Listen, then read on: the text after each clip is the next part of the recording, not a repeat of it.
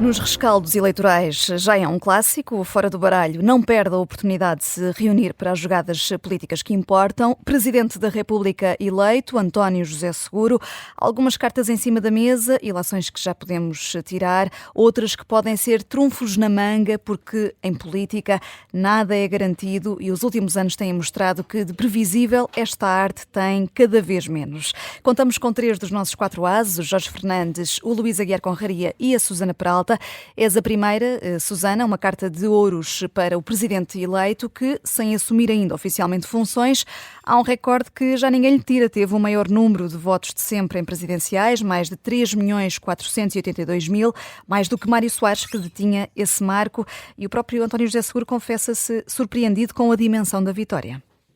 Sim, é uma carta de ouros para o grande vencedor desta corrida presidencial, o vencedor improvável, o patinho feio, não é? Aquele em que ninguém acreditava, as pessoas do partido, recorda Augusto Santos Silva, que dizia que ele não cumpria os mínimos, as pessoas à esquerda que duvidavam da sua capacidade de mobilizar a esquerda, todos os partidos à esquerda que apresentaram candidatos alternativos porque achavam que realmente, enfim, António José Seguro seria incapaz de ir buscar esse voto de esquerda, e depois também a capacidade que ele teve na segunda volta de no fundo, com a sua moderação e com a sua capacidade de diálogo e também por ter o adversário que tinha, também não vale a pena mentirmos, mas seja como for, quer dizer, a vitória é dele, não é? Ele é que é o grande vencedor desta noite. Mas foi mais do que uma vitória por exclusão de partes, no teu entender. Não. Quanto a mim, sim, ou seja, a validação dos tais 3,5 milhões de votos é uma validação forte e uma grande legitimidade democrática de António José Seguro nesta corrida presidencial. Quanto à comparação com Mário Soares, é óbvio que ela é importante e é simbólica, e claro que é normal que António José Seguro esteja até emocionado com ela, mas também é importante não nos esquecermos que na altura de quando Mário Soares foi eleito, havia menos eleitores, não é? Mas pronto, seja como for, isso não retira este feito de, apesar de tudo, ele chegar a Belém com esta legitimidade dos 3,5 milhões de eleitores e de facto, até para contrariar aquela narrativa, aquela retórica de André Ventura, de que André Ventura é o representante do povo contra as elites, quer dizer, claramente não pode haver 2/3 de elites neste país, ou então nós tínhamos assim uma espécie de pirâmide de riqueza invertida. Eu não me importava de viver num país assim, mas de facto ele não é assim, e portanto não é esse o caso. O António José Seguro mobilizou o voto do povo de esquerda, de centro-direita, e quer dizer, e é muito incrível perceber estas intuições destas pessoas, não é? Em que momento é que ele, em junho, quase contra tudo e contra todos, resolveu avançar, como é que ele perseverou quando as sondagens o estavam ali no início de dezembro, o davam praticamente fora da corrida, e como é que de facto chega vitorioso à primeira volta e depois chega na segunda volta com esta grande legitimação. Portanto, eu acho que é mesmo uma carta de ouros merecida. Eu diria que há muito tempo que não há em Portugal um vencedor tão claro de umas eleições, tendo em conta todas as circunstâncias. Posso Luís, só acrescentar aqui uma coisinha? Sim. É evidente que o ser o Ventura conta e para este resultado, obviamente, contou imenso. Se fosse qualquer outro, teria uma votação mais baixa. Mas também vale aqui a pena referir que os resultados da primeira volta mostram que ele tinha capacidade de agregar a esquerda. Portanto, os outros candidatos de esquerda tiveram votações ridículas. Certo. Eu concordo contigo. Sim, é aqui a reforçar o ponto. Aliás, há aqui um detalhe, deixem-me só dizer, há aqui um detalhe interessante que é o seguinte: António José Seguro na primeira volta teve mais votos, os votos que ele teve na primeira volta eram suficientes para derrotar o Ventura ontem. Sim. Ele teve mais 10 mil votos na primeira volta do que o Ventura teve ontem. Portanto, sim, 1.200.000 votos. Mas dava-me um ataque cardíaco, Jorge. Não, mas quer dizer, mas estou a falar, a matemática interessa aqui, não é? Eu tinha um ataque cardíaco como resultado desses. Mas pronto, sim, não interessa. Obrigado pela chega. Sim, o Jorge, que não, aqui a trazer as contas, o nosso politólogo. Nós já vamos falar até na segunda parte sobre os desafios que tem o novo presidente e as pistas que deixou também do estilo de presidência que vai exercer. Mas para já, Jorge, uma carta de espadas para António Costa, os costistas e também para Pedro Passos Coelho. Começando pelo antigo líder do PS, que desafiou António José Seguro, chegou depois a primeiro-ministro também e agora é presidente do Conselho Europeu. A vingança é um prato que se serve frio? Sim, quer dizer, o António José Seguro eu conheço pessoalmente já há bastante tempo, quer dizer, certamente eu tenho por ele, acho que é uma pessoa justa, correta e reta, uma pessoa, mas quer dizer, mas é evidente que qualquer ser humano, depois daquilo que lhe foi feito a ele no PS, é evidente que ele não pode dizer isto publicamente, mas certamente terá pensado que a vingança é uma coisa que se serve frio, é um sentimento humano, e não seria humano se isso não acontecesse. Mas eu queria falar de António Costa e de Pedro Passos Coelho, porque acho que ontem à noite, do ponto de vista político, mais lato, digamos assim, acho que ontem à noite finalmente se encerrou um ciclo político que começou em 2011, que foi um ciclo político marcado por Passos Coelho, primeiro, e depois não só por Passos Coelho enquanto primeiro-ministro, mas pelo pacismo, enquanto uma certa corrente sebastianista da direita.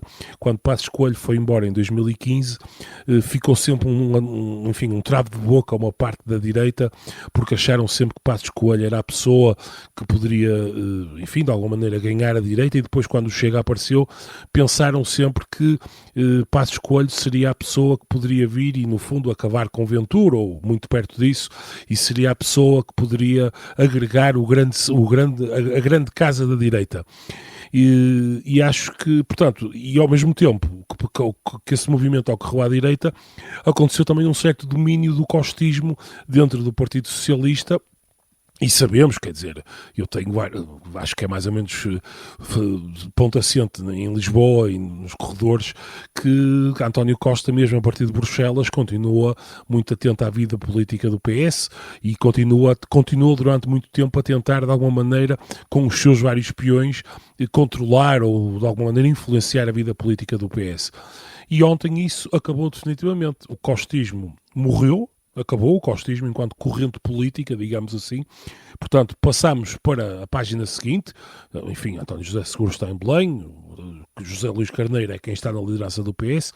Veremos o que acontece aí, mas penso que os costistas estão definitivamente arrumados, quer dizer, pelo menos enquanto corrente política. E decretas já também a morte do pacismo? E do pacismo igualmente, porque eu acho, o motivo pelo qual eu acho que Passos Coelho está completamente arrumado é o seguinte: se ele sonhasse fazer agora um regresso, ele regressaria para coligar-se, porque a lógica de Passos Coelho e de quem sonha com o pacismo é a lógica de que Passos Coelho seria o líder que viria para acabar com as linhas vermelhas, normalizar o Chega e diminuir o tamanho do Chega, porque incorporaria o sistema o Chega no regime. Mas quer dizer, se Passos Coelho viesse e ia-se coligar com a pessoa a quem publicamente pessoas como Paulo Portas, Aníbal Cavaco Silva, Ramalhianes, enfim, praticamente toda a direita civilizada, para usar esta expressão, decretaram que André Ventura não serve, que não é uma pessoa própria para ocupar um lugar público. Portanto, neste momento Passos Coelho regressaria e quereria fazer uma coligação com alguém cujas figuras...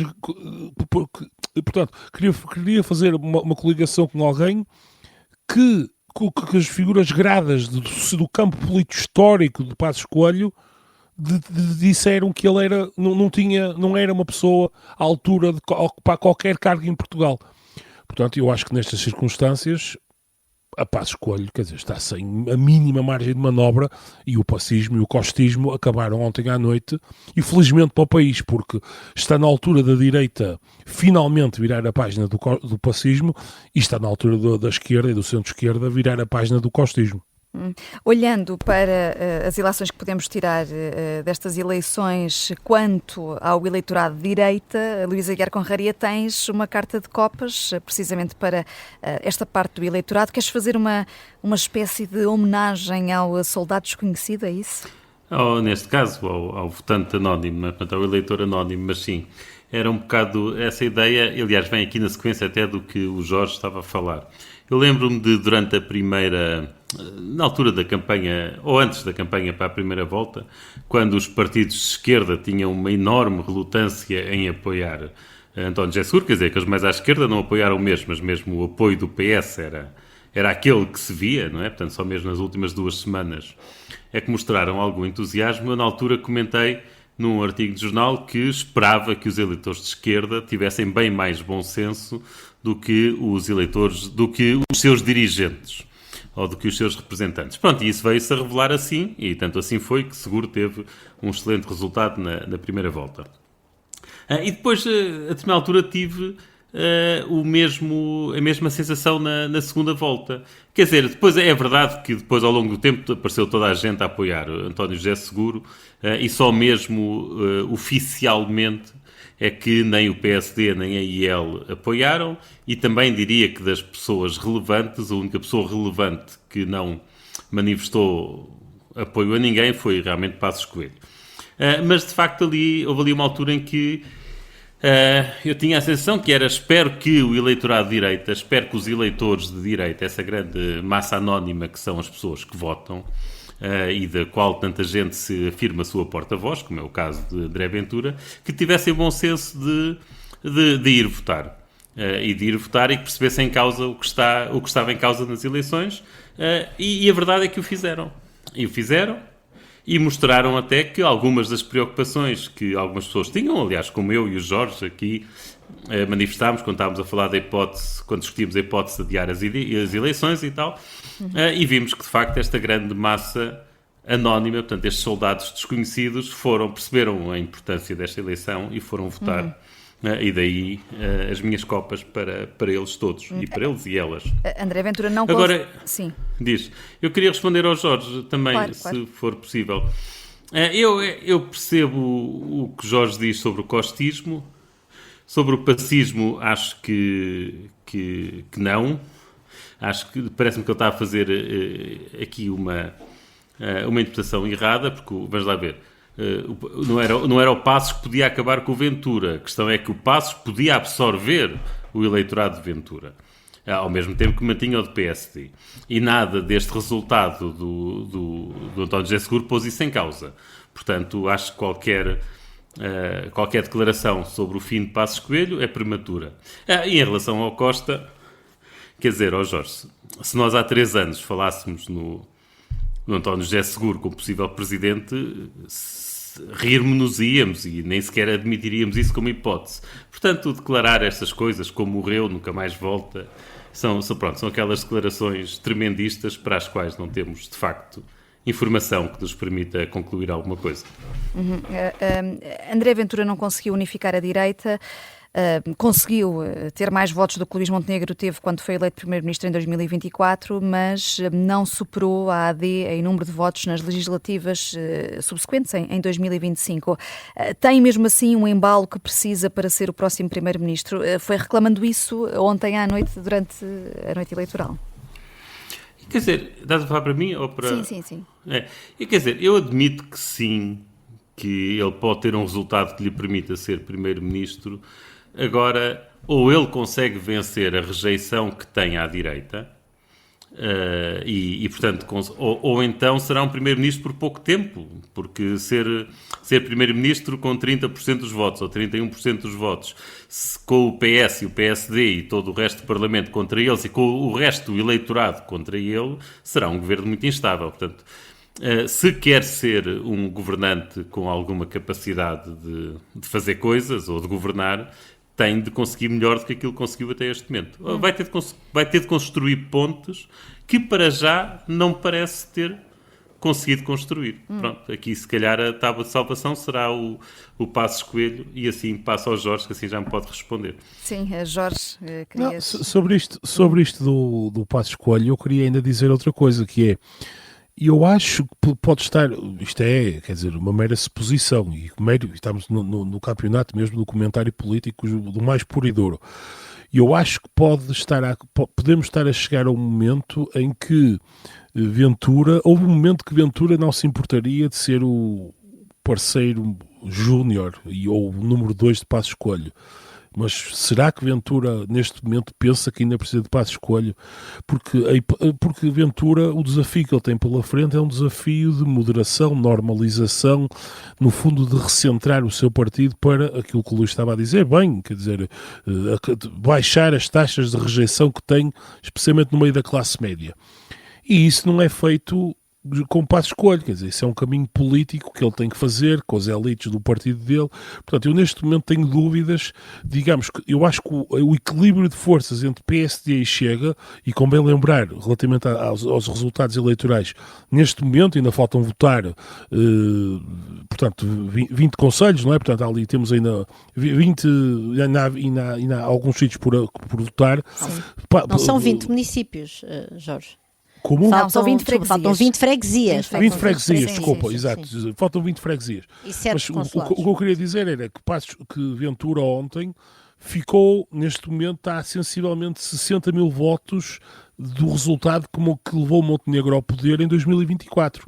Portanto, para mim já não é líquido que Ventura tenha como ambição ser o júnior de Passos Coelho. Eu acho que ele pode já ter como ambição, e se for inteligente, e eu acho que ele é um homem inteligente, tem como ambição a normalização para eventualmente ele chegar lá sozinho a curto, médio prazo. Vamos ainda voltar a falar de André Ventura e dessas ambições na segunda parte deste Fora do Baralho.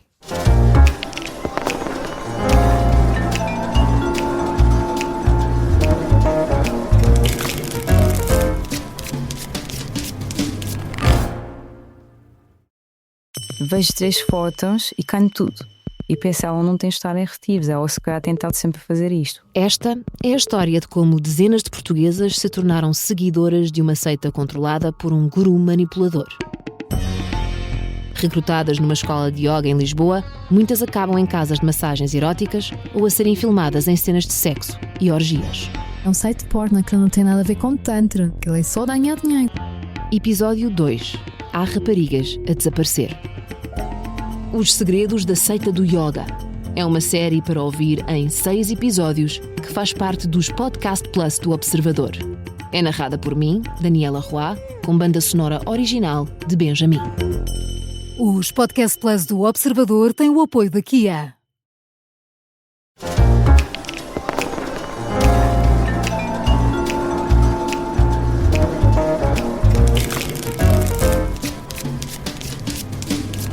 Continuamos fora do baralho neste rescaldo eleitoral. António José Seguro já foi a Belém na qualidade de presidente eleito. Foi convocado pelo chefe de Estado em fim de mandato. A 9 de março vai ser oficialmente o novo inquilino e sucessor de Marcelo Rebelo de Sousa. Nesta primeira audiência de passagem de testemunho não houve declarações, durou mais de 3 horas. A noite eleitoral terminou com cada peça do xadrez político a marcar posição. Abre-se um novo ciclo de 3 anos sem eleições nacionais. Não há desculpas. Jamais serei um contrapoder, mas serei um presidente exigente com as soluções e com os resultados. Toda a cooperação de forma construtiva, de forma positiva, cada um ao nível da responsabilidade que a Constituição atribui. É justo dizer que os portugueses nos colocaram no caminho para governar este país. Pode demorar mais mês ou pode demorar menos mês. O PS sempre disponível para servir o país e construir os consensos políticos de que o novo eleito Presidente da República tanto defendeu. Aqui estão as vozes de António José Seguro, de Luís Montenegro, de André Ventura e de José Luís Carneiro, cada um à sua maneira a marcar compasso. Susana Peralta, que tipo de relação é que antevês entre Belém e São Bento, a julgar até pelas palavras de Montenegro, que marcou logo território ao ser dos primeiros a reagir aos resultados eleitorais, para frisar por 2 vezes que governo e presidente têm poderes diferentes, e também escutámos isto aqui há pouco. Eu achei que realmente Montenegro ontem teve particularmente mal em não saber se colocar-se no seu lugar. Como é evidente, seria normal e natural uma comunicação institucional do Primeiro-Ministro ao país, mas ele devia ter sido muito mais sóbrio. cumprimentar, enfim, saudar a participação eleitoral, falar da tragédia, claro, dos problemas da tempestade, cumprimentar o perdedor e oferecer a sua colaboração institucional ao presidente eleito e pronto, boa noite, vou para casa. Eu acho que, quer dizer, estamos a falar do primeiro-ministro que apoiou, que colocou todo o seu governo no terreno a fazer campanha atrás de um dos candidatos que teve, um dos grandes perdedores, se não o grande perdedor da primeira volta, que foi Luís Marques Mendes. Depois, portanto, que foi uma pessoa que se comprometeu tanto na primeira volta, na segunda volta resolveu declarar-se neutro entre os dois candidatos que estavam, Ventura e Seguro. Além disso, ele está numa posição, já aqui falámos muitas vezes disso no Fora do Baralho, que do ponto de vista estratégico, do ponto de vista da solidez da posição política do seu governo, ele é extremamente frágil, ele não tem um acordo parlamentar nem à direita nem à esquerda, comporta-se com aquela arrogância de chegar com pacotes legislativos pré-cozinhados só dentro do seu, enfim, dentro da AD, e depois está à espera que os partidos da oposição aprovem, portanto já se percebeu que isto lhe vai correr mal, e ontem falou durante 10 minutos a voltar a afirmar a importância do seu programa de governo, a dizer que estava cá durante 3 anos e meio para governar e que era o governo de Portugal e no fundo quase a sequestrar o presidente eleito e a sequestrar a Assembleia da República. Quer dizer, parece que ele inverte ali um bocadinho a lógica da coisa. Aliás, eu devo dizer que não é só ele, porque ao longo do dia de ontem e de hoje eu ouvi vários debates por aí de comentário e até com alguns responsáveis políticos a perguntar ao Chega e ao PS se ou não iam aprovar o orçamento. Não é assim. Tem de perguntar ao Luís Montenegro, e o Luís Montenegro ontem também podia ter aproveitado. Eu, quanto a mim, ele não devia ter discursado 10 minutos, mas pronto, já que tinha tanto tempo a falar, aqui a questão é o que é que Luís Montenegro está disposto a fazer para se chegar junto da oposição, seja o PS, seja o Chega e a Iniciativa Liberal, pronto, a Iniciativa Liberal sozinha não chega, portanto, seja à direita, seja à esquerda, para conseguir construir consensos, para construir um orçamento, já que estão tão preocupados com o orçamento, que depois venha a ter respaldo parlamentar, e para conseguir construir pacotes legislativos que reúnam uma maioria de deputados para serem aprovados, porque o Parlamento representa a diversidade e o pluralismo das opiniões políticas das pessoas que votaram naqueles deputados. Portanto, Luís Montenegro não tem nenhum direito divino para fazer aprovar o seu programa, enfim, os seus pacotes legislativos. Portanto, foi um momento tão patético, dá a mesma ideia, dava vontade de lhe dizer, olha, acorda, o que é que não percebeste do que está a acontecer, não é? Então, acho que foi mesmo um momento particularmente mau de Luís Montenegro. E é por isso que lanças um 3 de espadas para o primeiro-ministro. Sim, 3 ou até quase um 2, só não lhe dou o 2, porque pronto, apesar de tudo o homem é primeiro-ministro e merece aqui alguns créditos. Jorge, na sequência disto que a Susana acabou de dizer, Luís Montenegro está a tentar virar o bico ao prego, numa altura em que estará ou não, pergunto-te, mais pressionado do que nunca neste novo ciclo político? Luís Montenegro está sem dúvida nenhuma mais pressionado do que nunca. Vamos lá ver, eu acho que o que o Luís Montenegro ontem fez foi tentar...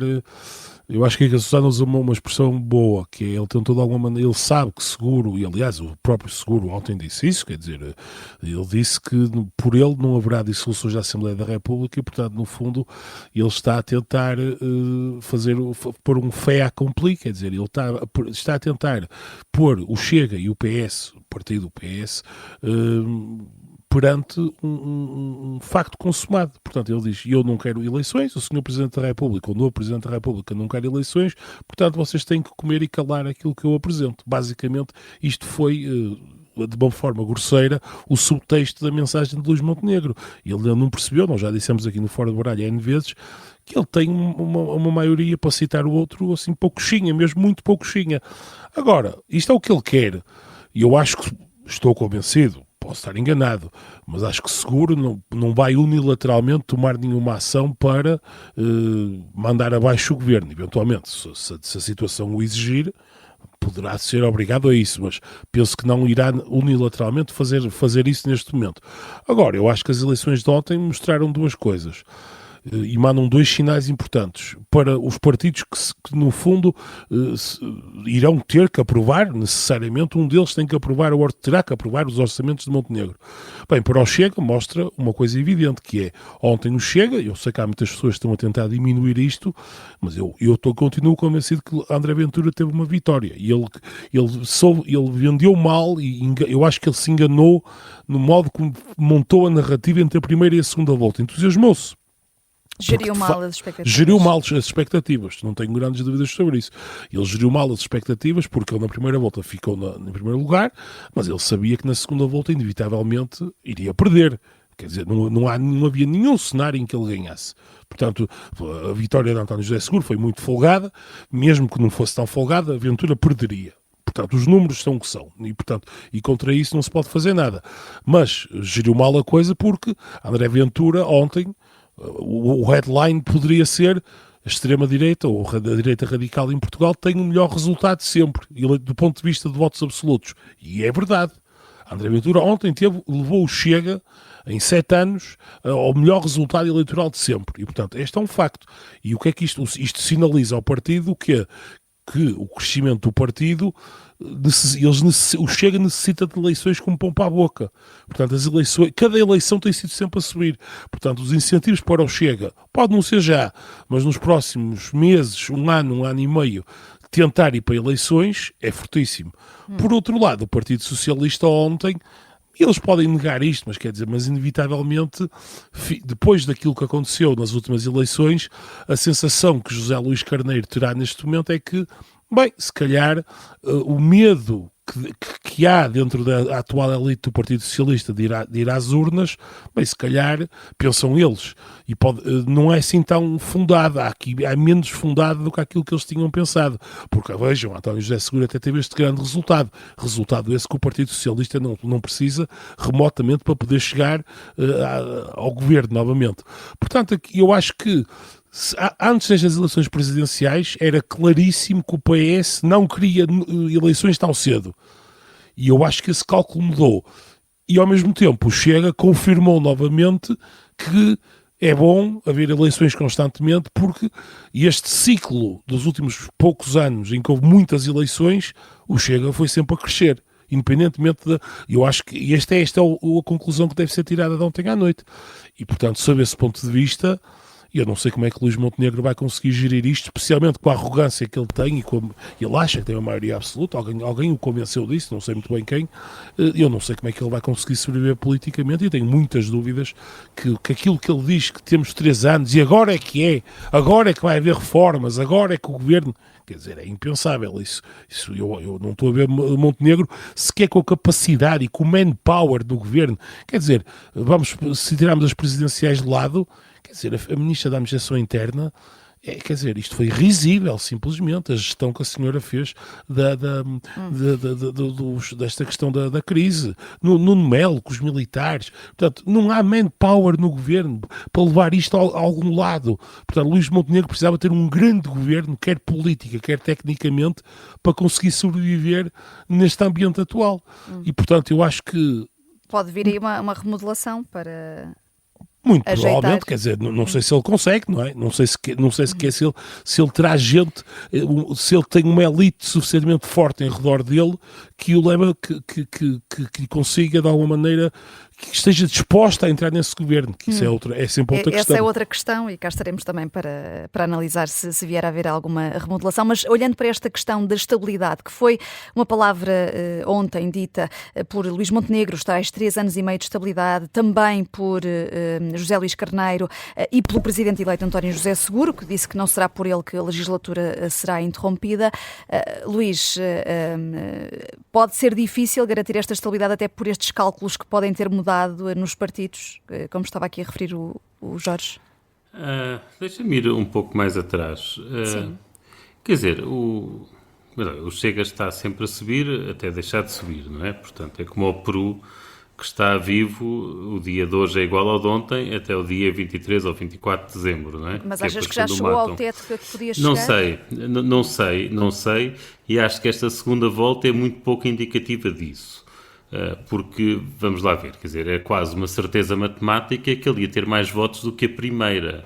Quer dizer, eu não consigo dar grande relevância a ele ter mais votos na segunda volta do que na primeira. Quer dizer, era muito esquisito se não tivesse, não é? A partida tem os votos da primeira e depois mais alguns. E de que forma é que isto depois se transpõe para eleições legislativas? E depois isso já é outro índice, ainda é outro patamar mais complicado.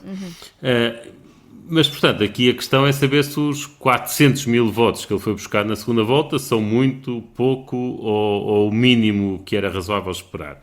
E eu diria que é mais do que o mínimo razoável, mas também não é grande coisa. Acho que ele estaria à espera de mais.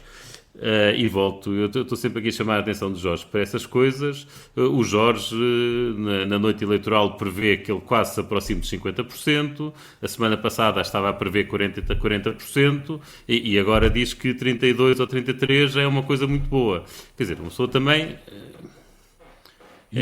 os teus 50 não disse, é difícil, é difícil. Não, falaste que ele se aproximava dos 50. Sim. Não foi isso que eu disse. Num contexto de abstenção massiva, foi o que eu disse. Na noite eleitoral, quando nós estivemos os dois a discutir na noite eleitoral, não, nem sequer pus esta hipótese da abstenção massiva, porque na altura não tinha havido nenhuma depressão. Estávamos só a falar da possibilidade de ele conseguir transformar isto numa luta esquerda-direita. Mas pronto, mas isso não interessa, porque rapidamente, depois com os apoios todos que apareceram à direita, se percebeu que isso não ia acontecer. E também eu previ 40% e estava bastante errado, como é evidente, como se veio a verificar. Mas isso para dizer que estas leituras nas segundas voltas são difíceis. Se traduz, não sei se traduz numas legislativas, quer dizer, isto é de facto, nós estamos a comparar eleições diferentes. Quer dizer, uma coisa é uma eleição binária, quer dizer, se houvesse umas legislativas em que apenas houvesse dois partidos, o Chega e outro, se calhar o Chega e o Partido Socialista, então se calhar fazia sentido esta comparação. Agora, isso não acontece, nas eleições legislativas estão lá todos os partidos, portanto, nesse sentido é muito mais, aí é mais razoável. Mas aí, nesse sentido, é muito mais razoável a comparação com a primeira volta das eleições presidenciais do que com esta segunda. Sim, eu acho que ele é perfeitamente possível que ele seja o partido mais votado, e tudo bem. E eu percebo até o argumento psicológico de dizer... Aquele argumento psicológico, quer dizer, que a gente que conseguiu passar o cabo das tormentas e votar na direita radical. Bem, é verdade. Mas também deve haver muita gente que pela primeira vez na vida votou num candidato socialista, portanto, aplicando o mesmo raciocínio, quer dizer, se agora o PS conseguir apanhar a onda, também ganha com maioria absoluta nas próximas eleições, quer dizer, acho que é sempre difícil isto. E com isto perdi-me com a tua pergunta, mas não sei se também se tinha ido... Se a minha resposta ia interessar alguma coisa. Não, mas acho já sei, sobre a estabilidade. Não há estabilidade nenhuma. Vamos lá ver, o António José Seguro é Presidente da República. O Presidente da República faz muito pouco. É evidente que Marcelo Rebelo de Sousa foi um fator de instabilidade. Sim, foi um recordista de dissoluções. Não é? Sim, mas algumas delas não foram culpa dele. Mas ele é um fator de instabilidade quando, a seguir a um chumbo, quando se está a negociar um orçamento, ele anuncia que vai mandar a Assembleia abaixo se o orçamento não for aprovado. E ele, claro que aí foi um fator de instabilidade. Porque, ao fazer isso, deu ao PS o que o PS queria, que era a desculpa para mandar a Assembleia abaixo e ir a votos. Portanto, é evidente que... ou seja, ele alterou os termos da negociação, dando um poder negocial maior ao Partido Socialista. Portanto, é evidente que António José Seguro não vai fazer isso. Tem mais bom senso.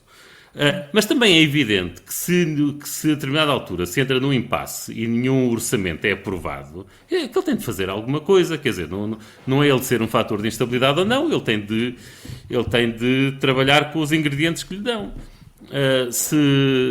Se agora o André Ventura começar a... Olha, é um bocado a ideia do Nuno Garopa, já que ele aqui não está, vou falar pelo Nuno Garopa. Se o Chega se começar a inventar CPIs que ponham em causa, que sejam particularmente agressivas para com o Primeiro-Ministro, ele pode ficar na situação de ter de se demitir, ou de não estar para aturar isto, e aí que remédio tem António José Seguro se não convocar eleições, não é?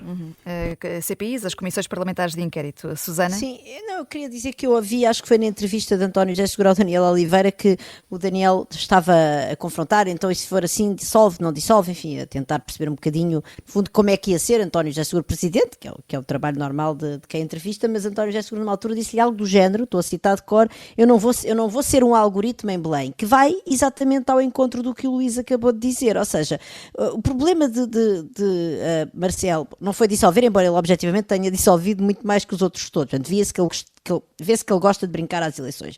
Mas o maior problema não é dissolver, é anunciar tintim por tintim as condições para dissolver, porque isso põe os partidos numa posição de andarem a puxar cordelinhos para, enfim, quem quem acha que tem ganhos políticos de ir às eleições vai puxar os cordelinhos até aquilo cair, não é? Vai desmanchar o teatro de marionetas. Portanto, o que é importante, António José Seguro nunca disse que não dissolveria o Parlamento. O que ele disse foi que ele ia sempre tentar promover a estabilidade, chamar os partidos, que ia reunir todas as quintas-feiras com o Primeiro-Ministro e que ia procurar sempre, enfim, exercer o seu poder de influência para evitar que isso acontecesse, mas claro que haverá circunstâncias em que ele poderá eventualmente dissolver.